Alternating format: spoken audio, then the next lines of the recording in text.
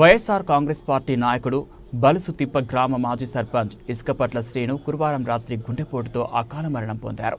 కాకినాడలో ఒక ప్రైవేట్ ఆసుపత్రిలో చికిత్స పొందుతూ మరణించారు. దళిత నాయకుడు పదవి ఉన్నా లేకపోయినా అన్ని వర్గాల ప్రజల నోటిలో నాలికలా పనిచేసిన వ్యక్తి మరణం తీరని లోటని పలువురు నాయకులు ఆవేదన వ్యక్తం చేశారు.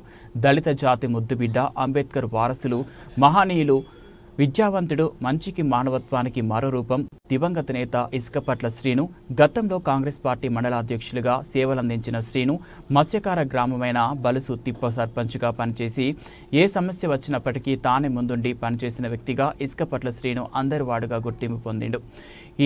ఈ కార్యక్రమంలో మాల కార్పొరేషన్ డైరెక్టర్ చెల్లి అశోక్, కట్రేనికోన జెడ్పీటీసీ నేల కిషోర్, మాజీ జెడ్పీటీసీ కాశీ పరివాజ్ కుమార్, పల్లం సర్పంచ్ మల్లాడి వీరబాబ్జీ, వైసీపీ నాయకులు మోకా రవి నరేష్, సాపి సూర్యప్రకాష్తో పాటు అధిక సంఖ్యలో దివంగత శ్రీను అంతిమయాత్రలో పాల్గొన్నారు.